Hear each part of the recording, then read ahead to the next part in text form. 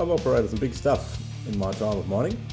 I thought it was time to review this not so big thing. Yeah, this is the Cat 6040, and this is my honest review of what I thought of my time swinging it. First of all, my apologies for this video. Night shift. I'm hoping that everyone can sort of see. It was one of those sites where I don't think it was advisable to have your phone, let alone be filming at work. This video, typically the audience I was aiming it at, the operators, people that, that swing, but also maybe, supervisors, superintendents, mine planners, the modelers, the guys who make the decisions on what they're going to use to run their mine. I hope this is a good insight. So the reason I felt that this machine was worth a look in, because she's a bit different. It is not the size that makes it different. It's the class that it's in, and the fact, and its drivetrain, the fact that it has two engines, not just one. It's very different. Different's good.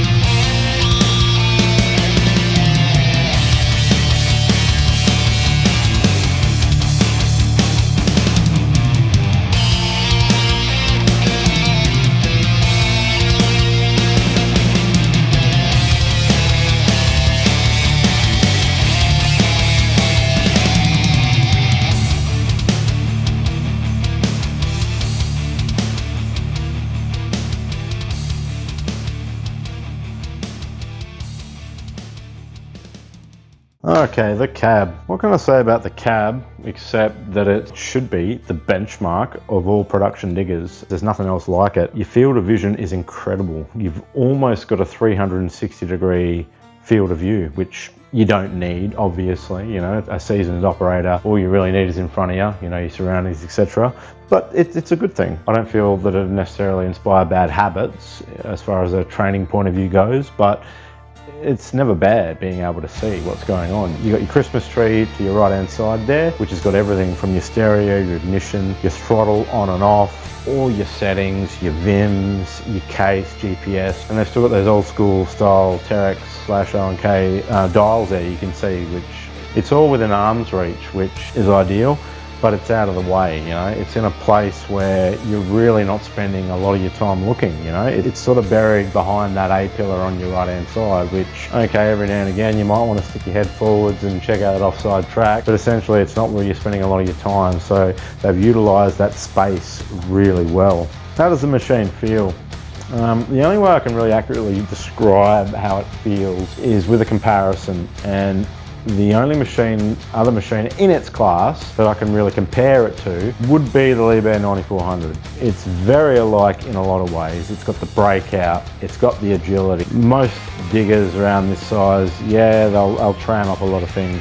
Nothing climbs better than a 9400. You'll get a shear face, 4 meters or whatever, hard iron ore, and you'll walk up to it with a 94, you pull your bucket into it, and you rake that edge off, and you could essentially drive yourself up that. You'll walk up that almost. These cats, they're not too far removed. With an exception, it doesn't quite have the breakout, but it's definitely, it's more comparable in breakout power to a Liebherr 9400 than what it would be easily either that from a 3600 Hitachi or a Komatsu PC4000.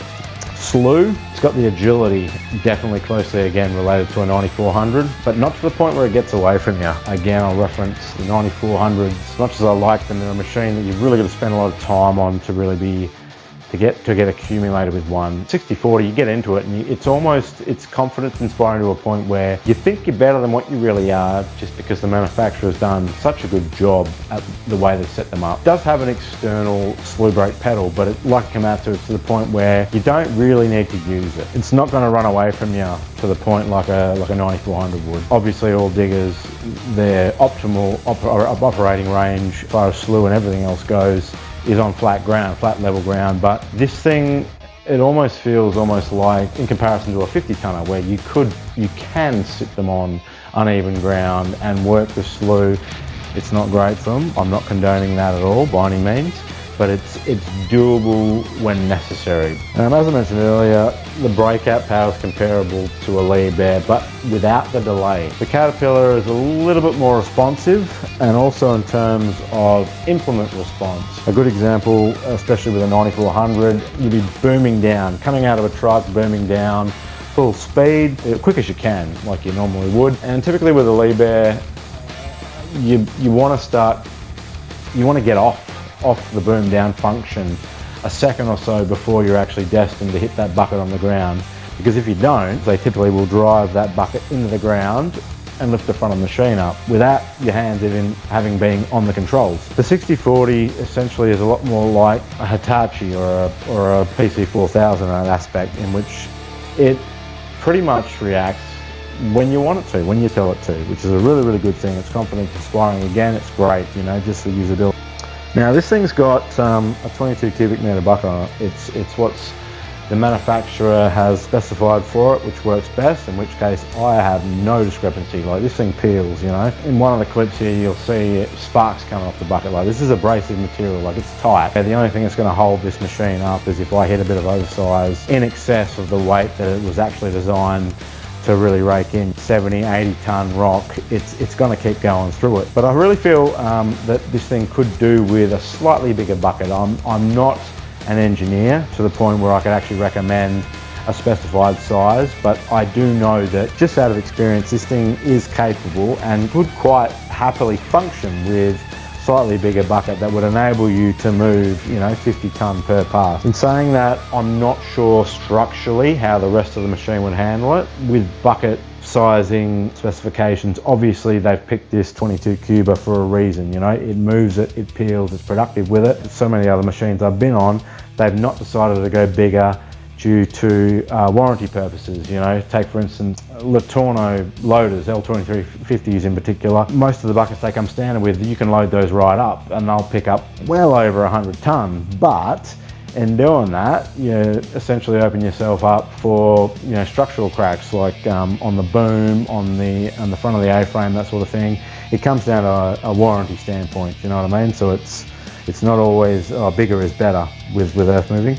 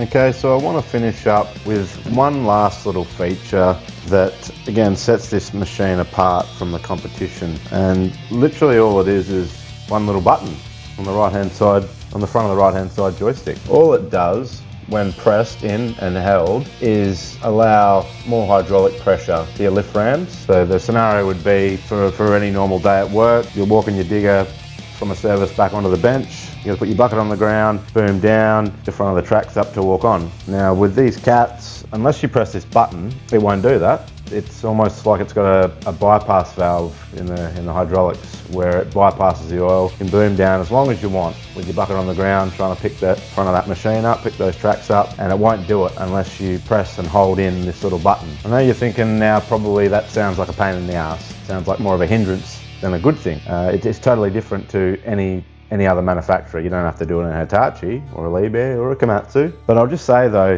the entire time I've been operating in these videos you've been watching, I've not touched this button once. The machine's got more than enough adequate breakout power to do your normal daily duties without it. It's like I said, it's only whenever, in the case where you need to pick the front of the machine up, that you need to press this button. Okay, so I've harped on about what the button does and why you need it obviously, but I've not actually explained, which I'm going to now, what really makes it, why it's really good for the people out there that haven't been on production diggers.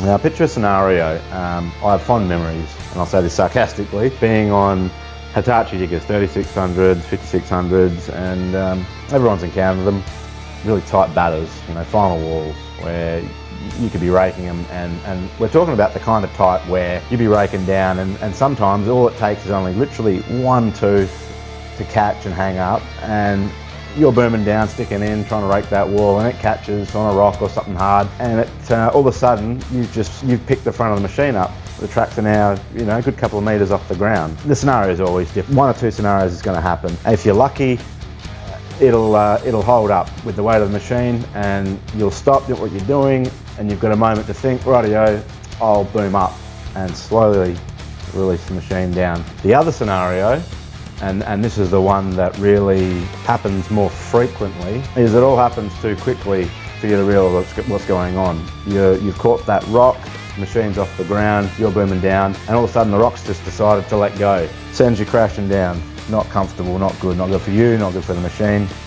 It sucks, it really sucks. Now where this button really comes into its own, it makes you more vigilant, because you've actively got to think, all right, I need that extra hydraulic pressure, I need the weight of the machine to be able to break through this, and in doing so, it makes you more vigilant. I'm not saying, you know, that the accident still couldn't happen, but it definitely makes you more vigilant, and it reduces the chance of it happening because you're paying attention. You're more focused. You've had to think, all right, I've got to push this button in to get it to do that. You're less likely to be caught off guard. So yeah, that to me is something that really makes this, a feature like that makes this machine stand out from the rest, from a comfort point of view.